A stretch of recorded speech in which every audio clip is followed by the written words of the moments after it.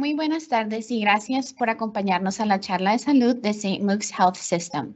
Mi nombre es Diana Gómez Romero y soy una de las coordinadoras de alcance del Departamento de Salud Comunitaria de St. Luke's. Hoy estaré moderando esta charla con el apoyo de mi colega Ruby García, que también es coordinadora de alcance y quien estará ayudando con la sesión de preguntas y respuestas a lo largo de esta charla. Esta es la primera charla de la serie que estaremos presentando durante el otoño, así que si quieren ver más información acerca de las próximas charlas, las fechas o los temas, pueden visitar la página web de St. Luke's que está aquí. Próxima lámina. Antes de comenzar, queremos recordarles que durante la charla pueden utilizar el icono de la QIA para poder dejar sus comentarios, sugerencias o sus preguntas para que las dejen en el chat. También pueden cambiar el idioma de la aplicación de Microsoft Teams. Pueden oprimir en el icono de arriba y seleccionar español. Próxima lámina. También tendremos la opción de activar los subtítulos en español y para ello pueden oprimir el botón CC que está en la parte de abajo donde está la flecha y seleccionar español. Dadas dificultades técnicas del día de hoy, los subtítulos en inglés no estarán disponibles. Próxima lámina. Y finalmente, aquí está el descargo de la responsabilidad sobre esta charla. St. Luke's es el dueño de todos los derechos de este video. Próxima lámina. Y ya seguimos con la charla. El tema del día de hoy es protéjase y a su familia de enfermedades prevenibles. El cuidado preventivo incluye chequeos con su proveedor de salud y mantenerse al día con sus vacunas. Esta presentación le ayudará a entender cómo las vacunas son una parte importante de su atención médica durante las diferentes etapas de la vida. Nuestro presentador del día de hoy, que nos acompaña, es el doctor Alejandro Necochea, director médico de salud comunitaria de St. Luke's. Adelante, doctor Necochea, y muchas gracias por estar aquí. Gracias, Diana y Ruby, por invitarme a presentar esta tarde. Y bueno, este es un tema muy importante porque obviamente hemos escuchado mucho acerca de vacunas en los últimos años, pero incluso antes de eso, las vacunas han sido una parte esencial del cuidado de las personas, de los pacientes, en términos de prevención. Bueno, pero ¿qué son las vacunas en realidad? Una vacuna es cualquier combinación de gérmenes, de microorganismos debilitados o muertos o partes de los gérmenes que se pueden inyectar en el cuerpo de las personas, de los pacientes, para generar una respuesta inmunológica. Y esa es la base de la inmunidad hacia ese germen. Las vacunas se usan para protegernos de algunas enfermedades infecciosas, o sea que podemos realmente prevenir que nos den estas enfermedades, que es algo, si se ponen a pensar, es un concepto muy increíble que podamos tener unas armas que nos permitan evitar que nos contagien enfermedades que están a nuestro alrededor. Y eso no ha sido siempre el caso en la historia de la humanidad. La idea de que una enfermedad pueda ser prevenible realmente estalló en el siglo XX, pero hasta ese entonces endemias y epidemias habían causado devastación a nivel mundial en muchos periodos de la historia. Por ejemplo, la peste, las epidemias de peste, obviamente cuando los españoles llegaron o los europeos llegaron a América, que murieron muchas personas, millones de personas. Pero con los avances en la medicina moderna y la salud pública, eso ya no es algo que vemos mucho. De vez en cuando, en este tiempo moderno de la medicina, tenemos epidemias o pandemias con microorganismos que nunca habíamos visto antes. Por ejemplo, la epidemia del VIH en los 80 o el COVID en los últimos años, que nos hacen recordar que existen estos microorganismos en la naturaleza que se pueden generar y que nos pueden causar mucho daño. Pero hace 150 años, por ejemplo, no teníamos estas armas a nuestra disposición. La vacunación es una práctica que ha existido por unos cuantos cientos de años en partes de Asia, por ejemplo, y se usaban métodos de inoculación para vacunar a personas. Pero en los años 1700, su mayor proponente en Europa fue Edward Jenner, que hizo muchos experimentos para demostrar que uno podía prevenir la viruela, que es una enfermedad infecciosa que puede tener gran mortalidad. Se podía prevenir la viruela en humanos inyectándolos con el virus de la viruela de la vaca, que es un virus similar, pero que causa mucha menor enfermedad, que es mucho más leve. Y es por eso que que las vacunas se llaman así, porque los primeros experimentos de gran visibilidad se hicieron con ganado vacuno. Y en esta foto que vemos en la izquierda aquí es una ilustración de cómo se hicieron esos experimentos tempranos en que se obtenía el material de una lesión de la vaca y se usaba para inocular personas y eso les daba la inmunidad contra la viruela. Y bueno, en la foto del lado derecho podemos ver que tanto hemos avanzado en términos de la ciencia para desarrollar vacunas que son mucho más sofisticadas. ¿Y cómo funcionan las vacunas? Como mencioné, se usan pedazos de bacterias o virus, o se usan las bacterias o los virus en una manera atenuada, o sea que no están completamente activas, sino están medio chocadas para introducirlas en el paciente y eso genera que los glóbulos blancos, que son las células que generan defensa en el cuerpo, produzcan anticuerpos contra esas bacterias o virus o partes de las bacterias o virus. Los glóbulos blancos generan estos anticuerpos y los anticuerpos y los glóbulos blancos como que permanecen en el cuerpo. Y de esa manera, si en el futuro esa bacteria o virus entra al cuerpo, entonces el cuerpo ya tiene defensas, es como que tiene la memoria de que ha visto este patógeno antes, este microbio antes, y puede lanzar la inmunidad hacia a esas bacterias, esos virus, antes de que causen enfermedad. Esa es realmente la base de la inmunidad a través de las vacunas. ¿Y por qué son tan importantes las vacunas? Como mencioné antes, las enfermedades infecciosas han existido, han afectado a la humanidad desde prácticamente nuestra existencia y periódicamente vemos brotes de enfermedades infecciosas que nos pueden causar muchísimo daño. Por ejemplo, mencioné el COVID, mencioné el VIH, también hace como 100 años hubo una epidemia muy fuerte de influenza que mató millones de personas a través de todo el mundo. Este gráfico en la izquierda muestra la mortalidad por 100,000 personas por año en Estados Unidos. Por enfermedades infecciosas y no infecciosas. La línea roja muestra la mortalidad por enfermedades infecciosas. Y como podemos ver, la mortalidad por enfermedades infecciosas realmente bajó increíblemente en la primera parte del siglo XX, del siglo pasado. Vemos ahí la punta que fue causada por el brote de influenza que mató muchísima gente, pero por lo general la mortalidad bajó significativamente.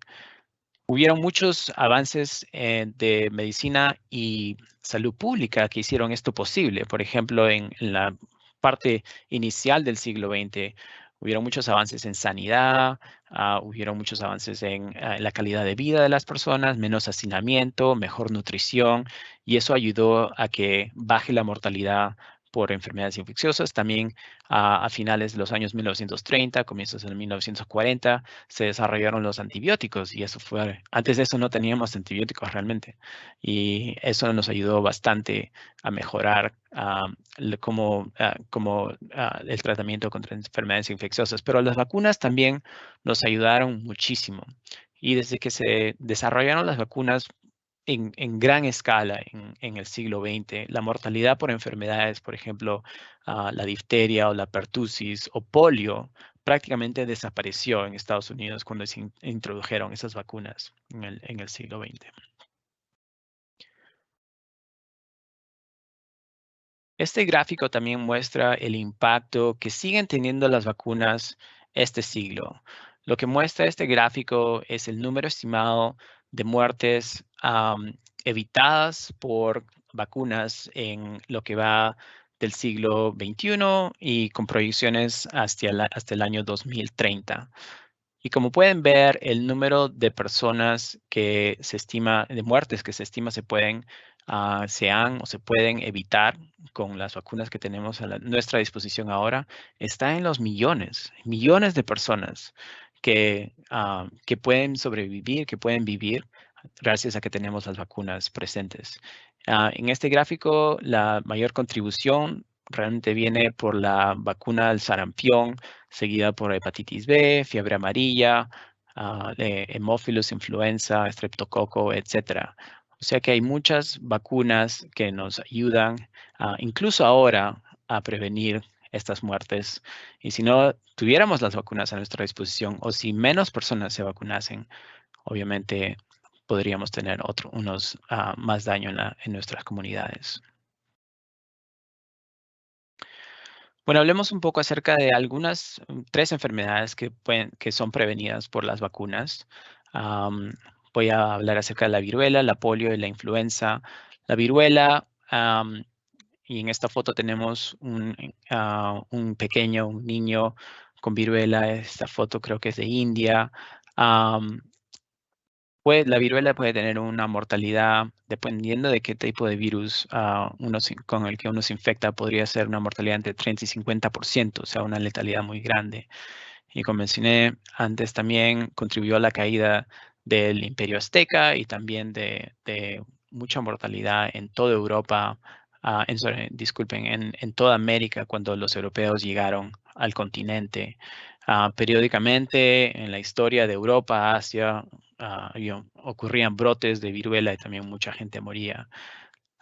Y esto nos recuerda que en el año 1980, a raíz de una campaña de vacunación mundial, realmente se llegó a erradicar la viruela como un patógeno en la sociedad. Y es la única enfermedad infecciosa que hasta este momento se ha erradicado. Y eso fue gracias a las vacunas. La otra enfermedad que quería destacar es la poliomielitis, que en la mayor parte de gente que se infecta con poliomielitis realmente no tienen síntomas o tienen síntomas muy leves, que puede ser como un resfrío, por ejemplo. Pero en más o menos 0.1 o 1% de la población que se infecta con polio, ellos pueden tener manifestaciones neuromusculares que causan flacidez y debilidad de las piernas y eso puede causar lo que vemos en la foto, que es, por ejemplo, un niño que necesita usar aparatos para poder caminar porque ha sido afectado por la polio. Como dije, la mortalidad no es muy grande, pero si uno se pone a pensar en la escala de daño que puede causar este virus a nivel poblacional, por ejemplo, si a mí me dicen, Alejandro, puedes tener un 0.1% de probabilidad de que te dé parálisis por la polio, yo digo, bueno, es un porcentaje muy chico. Pero si nos ponemos a pensar a nivel de nuestra comunidad, por ejemplo, del estado de Idaho, que tiene como 1.8 millones de personas, esos números, esas tasas pequeñas, realmente se traducen en una cantidad muy grande de personas que sufren, que podrían sufrir de parálisis por poliomielitis si es que no están vacunadas. Y una porción de esos pacientes que tienen parálisis por polio tienen parálisis del diafragma y lamentablemente podrían morir a consecuencia de la poliomielitis. Y eso fue lo que ocurrió. En un estado como Idaho podrían ser cientos a miles de personas si nadie estuviera vacunado y si hubiera un ataque, un brote de polio en Idaho. Eso podría significar la muerte de muchas personas. Y a ese nivel sí realmente tenemos que pensar porque esas personas que fallecen, que tienen debilidad por la parálisis, podrían ser nuestros parientes, nuestros seres queridos. Y eso es realmente lo que tratamos de evitar con las vacunas. Y por último, la influenza, que en muchos casos es una cosa que es más como que nos molesta, que nos puede causar un día o dos de enfermedad, Pero en personas debilitadas, como los ancianos, por ejemplo, puede ser una cosa mortal. La influenza mata en promedio a varios cientos de miles de personas en el mundo de manera anual. Y no solo eso, sino que también puede causar estragos en la economía, porque la gente no puede ir a trabajar y que no, y ahí, como vemos en la diapositiva, podría causar hasta una disminución del 6% en el PBI, en el Producto Bruto Interno. O sea que, pero afortunadamente tenemos vacunas que nos pueden ayudar a disminuir los efectos de la influenza en la población. Y por eso las vacunas no solo nos ayudan con la salud, sino que también nos podrían ayudar desde un punto de vista económico en la sociedad. Voy a hablar un minuto acerca de la inmunidad de rebaño, porque eso fue un concepto del que hablamos en el contexto del COVID. Lo que quería resaltar es que la inmunidad de rebaño realmente es tratar de inmunizar a la mayor cantidad posible de personas en la comunidad para proteger a aquellos que no pueden vacunarse porque tienen una contraindicación hacia la vacuna o porque o en quienes la vacuna no surtió efecto, porque la vacuna, como cualquier medicina, a veces no funciona al 100%. Entonces puede haber personas que se han vacunado, pero que la vacuna no les ofrece la protección que desean. Entonces, si estamos rodeados de personas que están vacunadas, entonces el virus o la bacteria no nos va a llegar, no va a llegar a nosotros porque tenemos como un escudo protector que está conformado por las otras personas en la comunidad que se vacunaron. Y eso es realmente lo que queremos ver. Este gráfico muestra lo que ocurre en diversas poblaciones que van desde con una tasa de vacunación de 0 hasta una tasa de vacunación de 95%. Y las personas en rojo son las que se han infectado, como pueden ver en una población que no tiene, que tiene una vacunación las personas en una población con tasa de vacunación de 0, se infectan mucho, hay muchas personas infectadas, pero lo opuesto ocurre en comunidades donde hay una tasa de vacunación más alta. Y eso es porque el virus o la bacteria no se puede transmitir de persona a persona porque llega a una persona y ahí muere. Entonces, ese es un concepto importante porque en todas sociedades hay personas que no se pueden vacunar o en quienes la vacuna no funcionó, y es nuestro deber también como miembros de la comunidad tratar de proteger a otras personas y así no nos vaya a causar mucha enfermedad la infección. Lo hacemos porque estamos protegiendo a alguien en quien la infección podría ser mucho más seria. Ese es el concepto de la inmunidad de rebaño. Y bueno, hay muchas palabras en esta diapositiva, pero lo voy a resumir un poco. Más allá de la salud, los esfuerzos para vacunar a poblaciones realmente tienen otros efectos secundarios desde el punto de vista de la salud pública. Por ejemplo, si uno se pone a pensar lo que ocurrió con COVID en esta última vez, las tecnologías que teníamos disponibles para poder desarrollar una vacuna tan rápidamente que nos pueda ayudar a proteger contra el COVID, realmente fue desarrollada en un tiempo récord, con mucha seguridad. Es algo que no se hubiera podido hacer si es que no hubiéramos tenido décadas de experiencia en generar vacunas y mucha investigación acerca de modalidades de generar diferentes diferentes tipos de vacunas. También los programas de salud, de vacunación, nos ayudan a mejorar la situación económica de nuestras comunidades, y es una buena inversión. Como notamos aquí, los programas de vacunación pueden traer beneficios económicos a nivel nacional. Por ejemplo, en los Estados Unidos, el terminar con la varicela costó más de $100 millones, pero se ahorraron como 1.350 millones anualmente a raíz de eso. O sea que hay muchas consecuencias en otros ámbitos, más allá de la salud, que vemos a raíz de la tecnología y los avances médicos que vienen con la vacunación. Pero bueno, vamos a hablar acerca de lo que podría ocurrir si es que nuestras habilidades para vacunar a personas en la sociedad son están menos, en una situación menos óptima, por ejemplo, lo que ocurrió en los últimos 2 o 3 años con el impacto de COVID. Lo que vemos en este gráfico en la mano derecha es la diferencia relativa en dosis administradas de la vacuna contra el sarampión, la primera dosis, cuando comparamos el año 2020 al 2019, y esto es a nivel mundial. Y lo que vemos es que en marzo o abril del año 2020, comparado con el año 2019, hubo 30% menos vacunación, básicamente, de sarampión. Es un ejemplo que estamos usando en este caso de las vacunas. Y eso fue porque obviamente todos los sistemas de salud estuvieron muy ocupados tratando de salvar vidas de los pacientes con COVID. Fue un momento de crisis muy grande en los sistemas de salud y eso es lo que puede ocurrir cuando no tenemos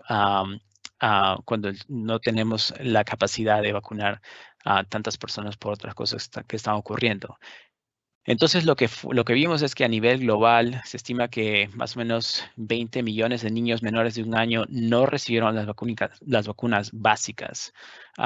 Y eso fue una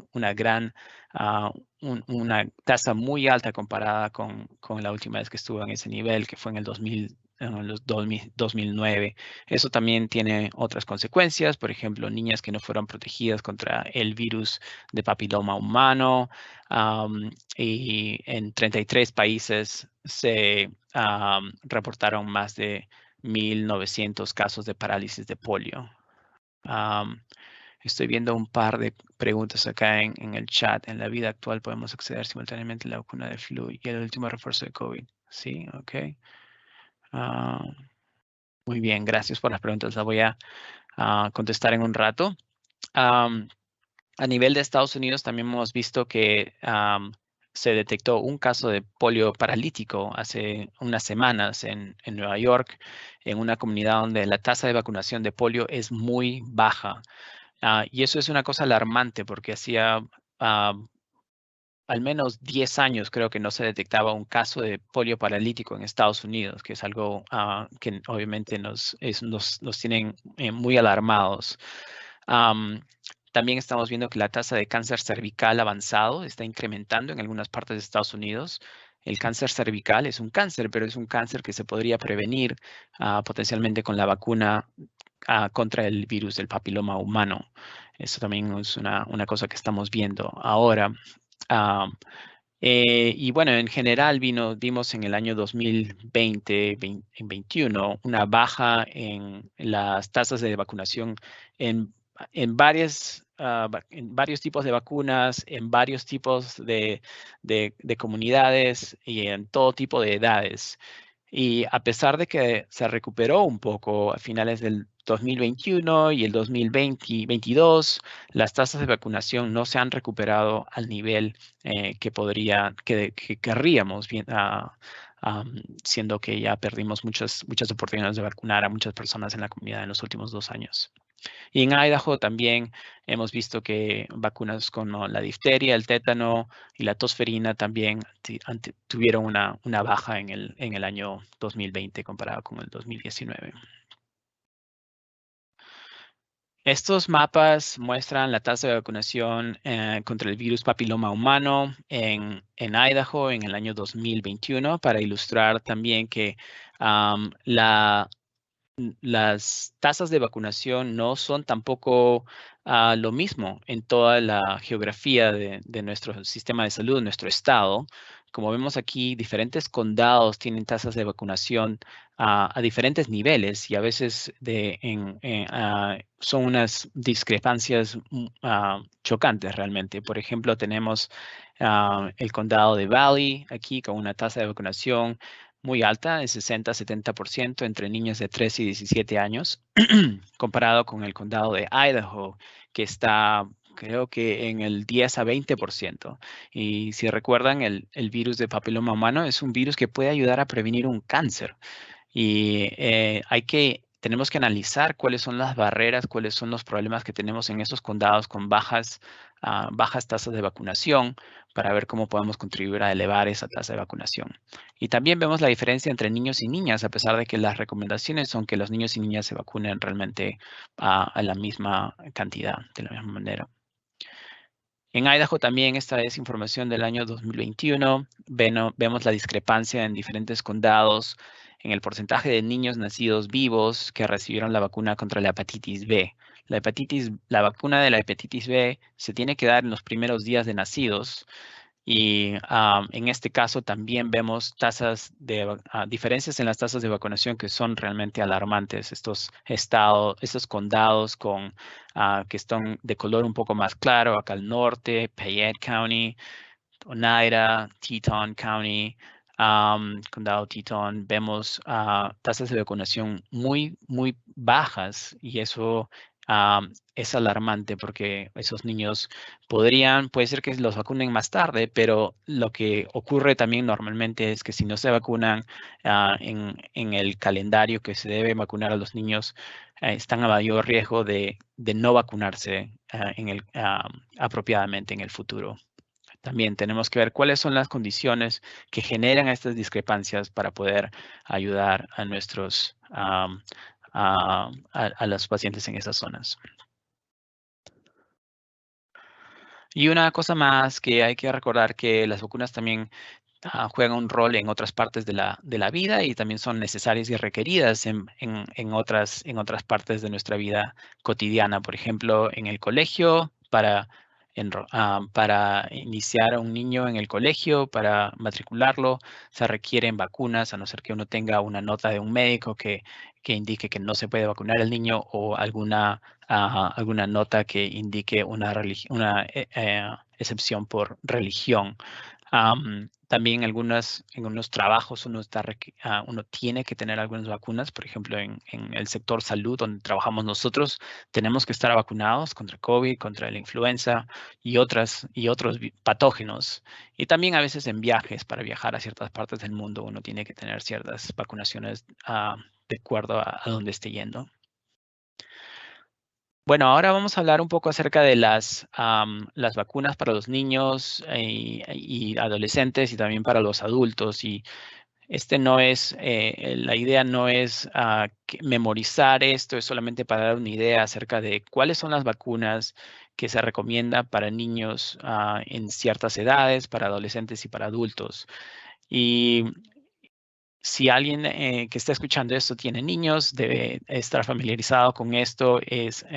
Cada línea son vacunas, realmente diferentes vacunas, y hay mucha información, hay muchas vacunas para los niños, y por eso es bueno tener la guía de un médico que le pueda ayudar a recordar qué vacunas se deben dar en qué momento y estar al día con todas las diferentes vacunas, porque es imposible recordar esto y ponerle un calendario y hacer y traer al niño o a la niña a la clínica cada vez que tenga que hacerlo eso. Por eso es importante tener una buena relación con una clínica, con un médico para poder hacer esto.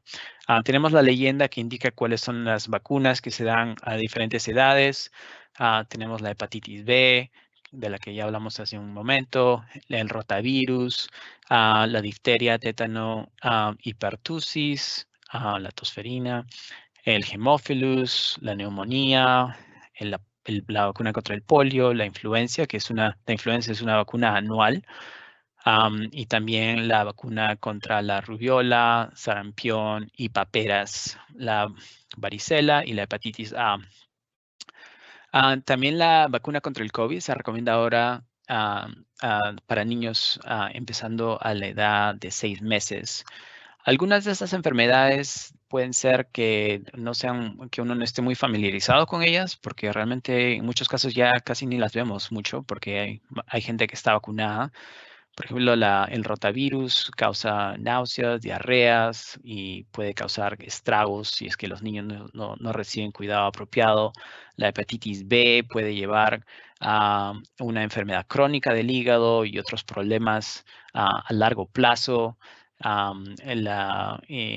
El hemófilus puede llevar a infecciones, sepsis, septicemia, meningitis, por ejemplo, que puede ser mortal para los niños. La neumonía obviamente puede causar neumonía, el virus de neumococo, la bacteria del neumococo.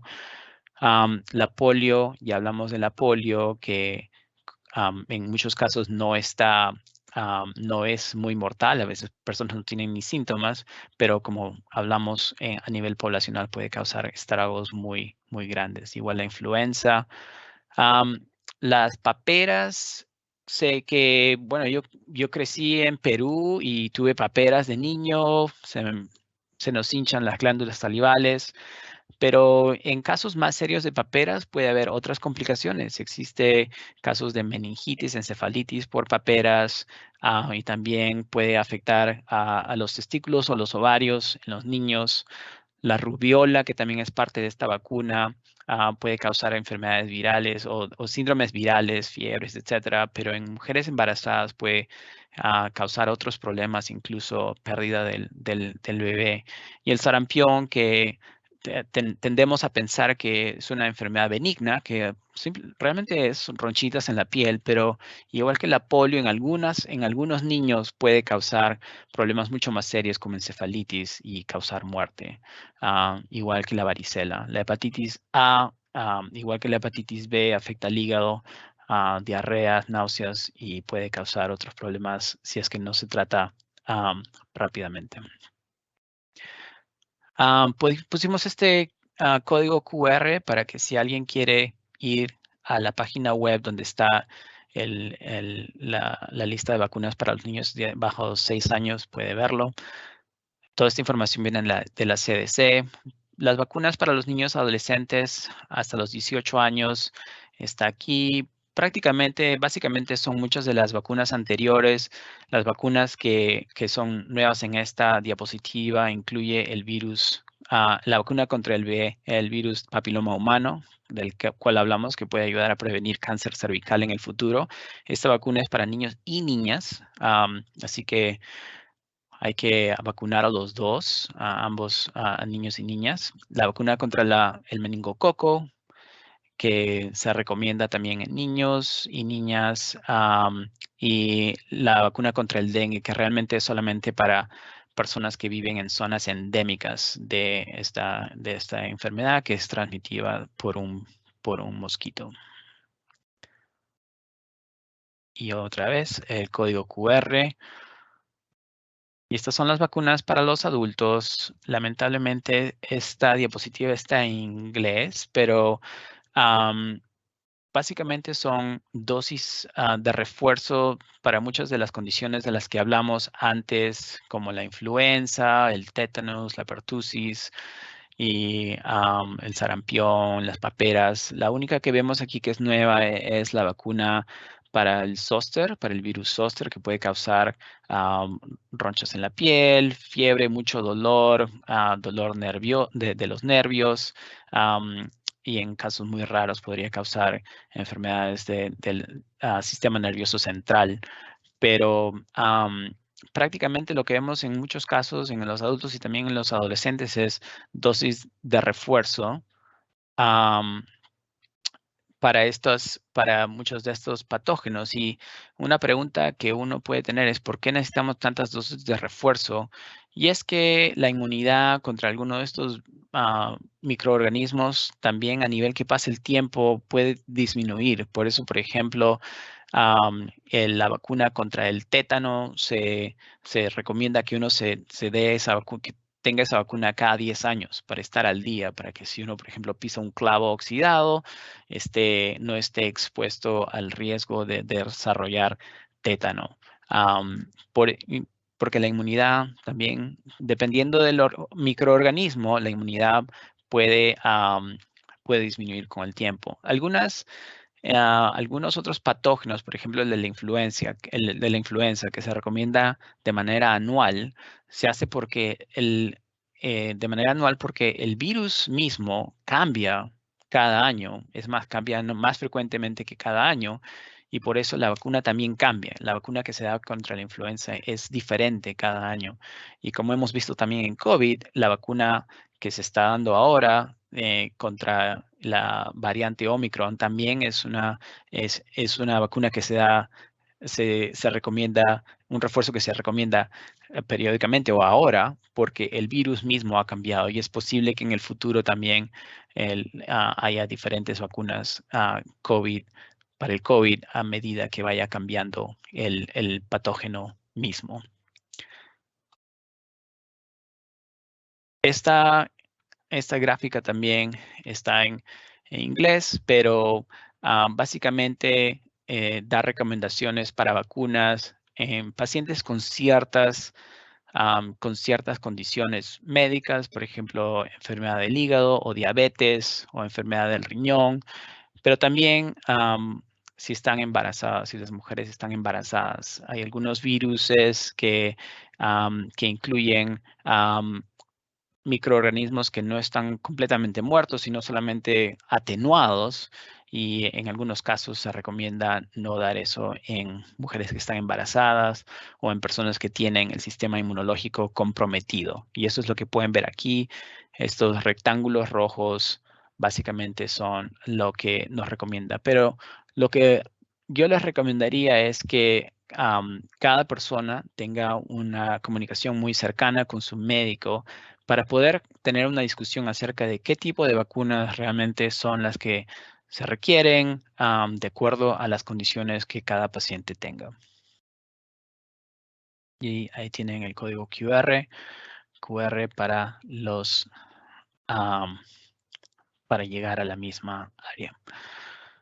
Y bueno, no podemos hablar acerca de prevención de enfermedades infecciosas sin hablar acerca de las vacunas contra el COVID. Como dije antes, la CDC ahora recomienda que las personas estén al día con su vacunación contra el COVID porque el virus ha cambiado un poco y hay diferentes variantes del virus en la comunidad y las vacunas que desarrollamos antes funcionan todavía, protegen contra el COVID, pero protegen un poco menos, de una manera un poco menos efectiva. Y por eso se recomienda que las personas que hayan recibido antes la vacuna se vacunen con este refuerzo que incluye la protección contra la variante Omicron. Y también, como ya sabemos, existe la extensión de la vacuna hasta niños que tienen 6 meses, de 6 meses para arriba. Si alguien ha tenido COVID antes, también se recomienda que se pongan la vacuna porque la protección por la infección, igual que la protección con la vacuna, puede cambiar a través del tiempo. Es posible que los que estén escuchando esto conozcan a alguien que haya tenido COVID 2 o 3 veces. En muchos casos se infectaron la primera vez antes de que la vacuna esté disponible y ahora están que se hayan vacunado. Puede ser que la vacuna no funcione tan efectivamente contra la variante de la que fueron expuestos. Por eso se recomienda que uno se mantenga al día con las vacunas, incluso si ha estado infectado, si le ha dado COVID antes. Y también hay que estar pendientes acerca de la información de la vacuna porque, como mencioné, es posible que haya nuevas variedades de vacuna en el futuro para proteger contra las variantes que se desarrollen en el futuro.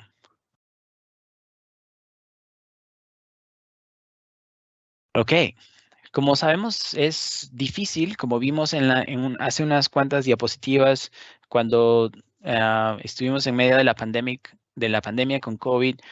Fue difícil vacunar a nuestros niños, a nuestros seres queridos de la manera que hubiéramos querido porque los sistemas de salud estaban muy llenos o no había recursos o nosotros mismos estábamos enfermos como pacientes o no podíamos llegar a las clínicas, etc. Es difícil a veces llegar a la clínica, ir periódicamente, especialmente si tenemos un bebé recién nacido, ir a todos los chequeos y estar al día de todas las vacunas que tienen que darse a los niños. Pero por eso tenemos que tener en cuenta cuáles son las barreras que uno tiene para llegar a las clínicas, para darse las vacunas y tratar de ayudar a que la gente pueda acceder a esas vacunas de una manera en el tiempo que necesite. Una de las barreras que vemos es que la gente no tiene un médico de cabecera. Y eso sabemos ha sido un problema muy grande en Idaho desde que estuvimos con COVID. Y acá tenemos un par de recursos. Por ejemplo, hay centros comunitarios en todo Idaho y ahí tenemos un código QR al que donde pueden chequear si hay un centro comunitario cerca de ustedes. Estos centros comunitarios tienen recursos para ayudar a pacientes en muchos casos que hablan español, a pacientes que no tienen recursos, a veces pacientes que no tienen seguro. Entonces es importante buscar, no solo en los centros de salud, en los hospitales, en los sistemas de salud grandes, sino también estas clínicas, si es que nos pueden ayudar, si es que pueden ayudarlos a encontrar un médico de cabecera. St. Luke's también tiene clínicas por muchas partes de Idaho y acá hay un par de números donde uno puede llamar para tratar de buscar un médico.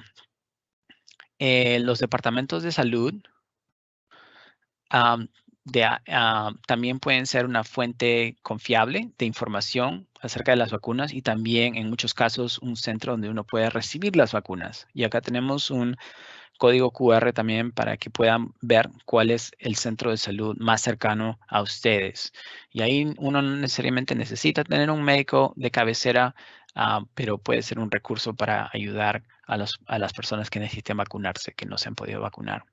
Otros recursos de navegación, tenemos una colaboración con el Consulado de México acá en Idaho y tenemos 2 ventanillas de salud, una en Boise y otra en Haley. Y acá tenemos los números donde Ruby y Diana trabajan y apoyan a muchos pacientes cada semana.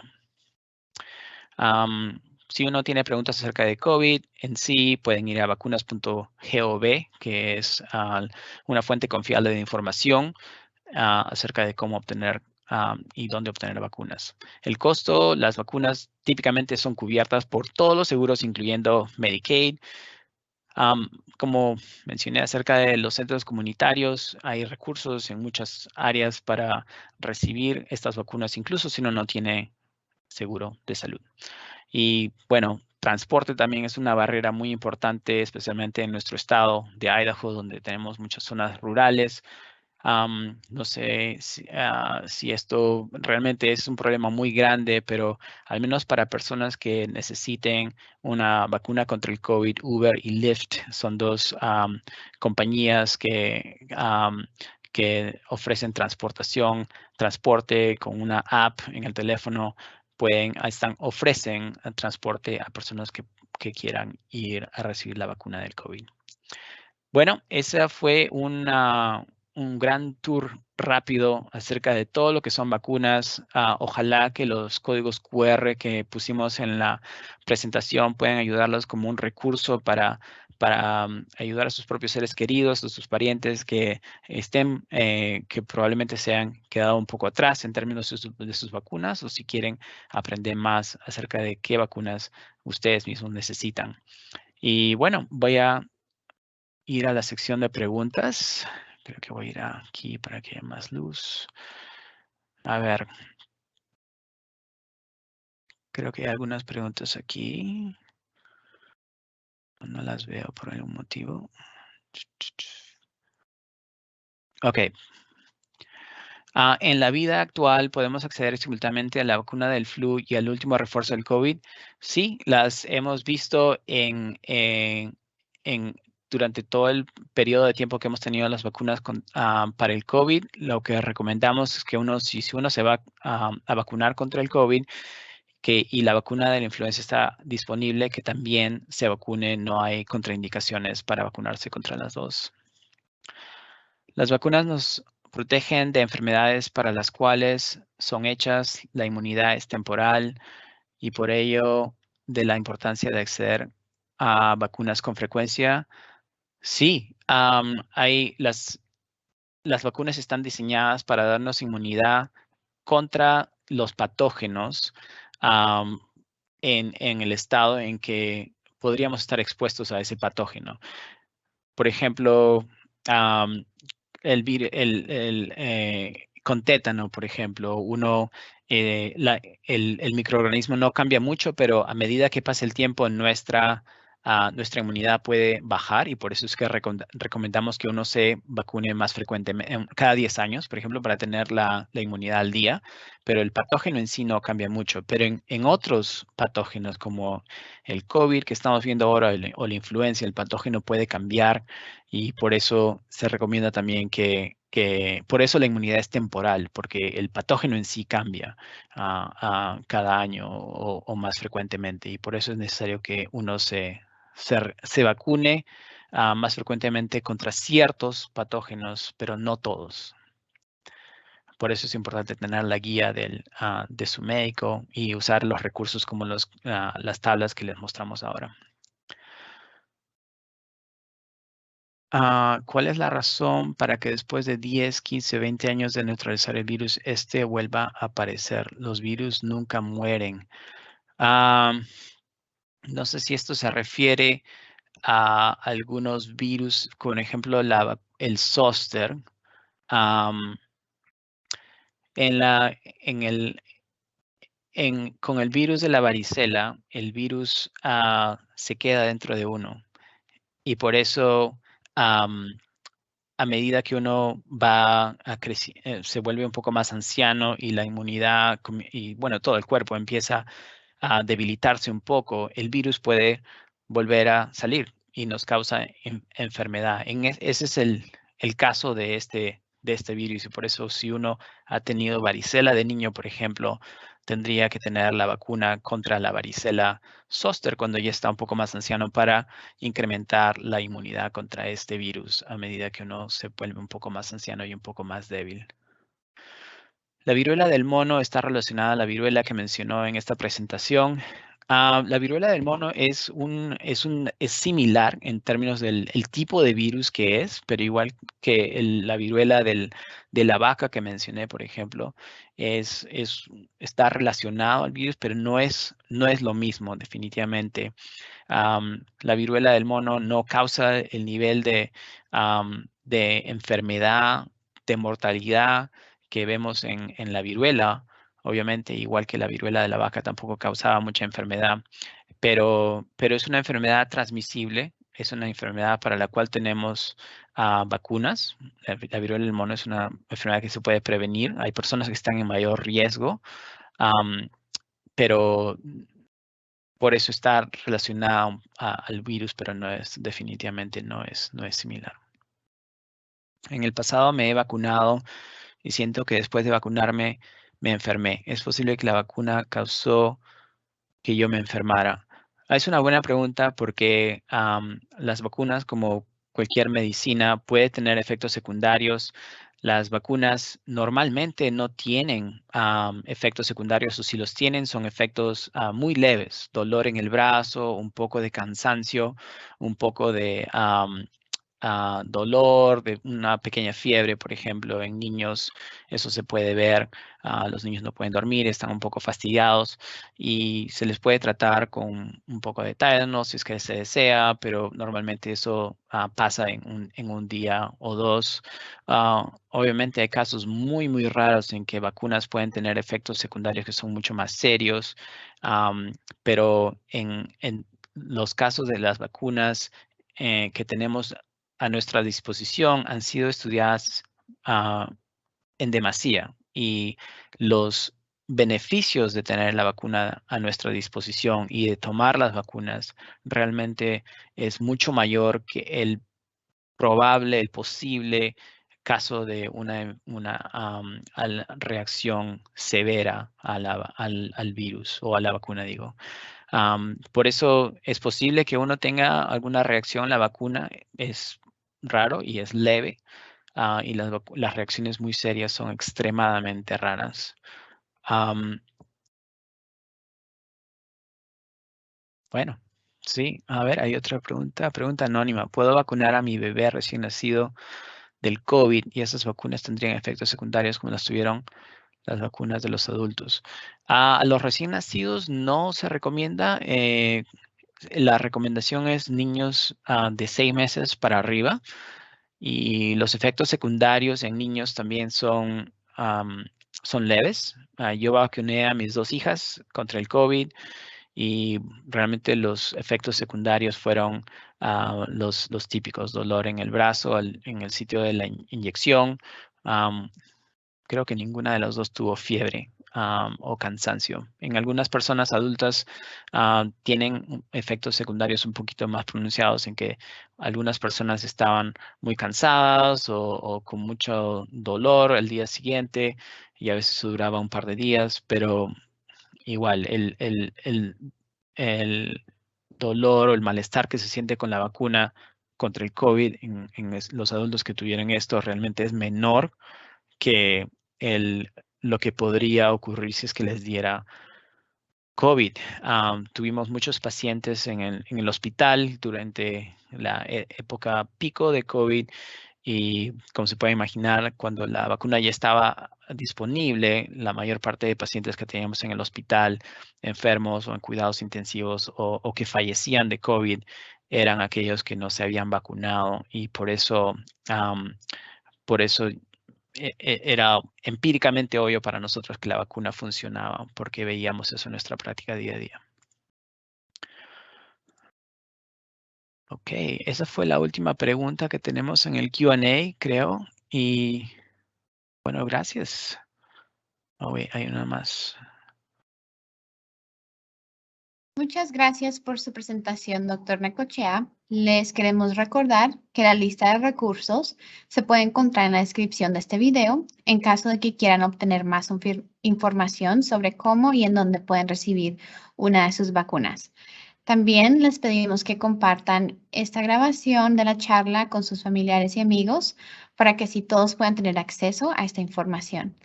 Las charlas de salud se pueden encontrar bajo la página web de St. Luke's, que es www.stlukesonline.org. Pueden buscar bajo la sección de clases y eventos. Muchas gracias a todos y que tengan un bonito día.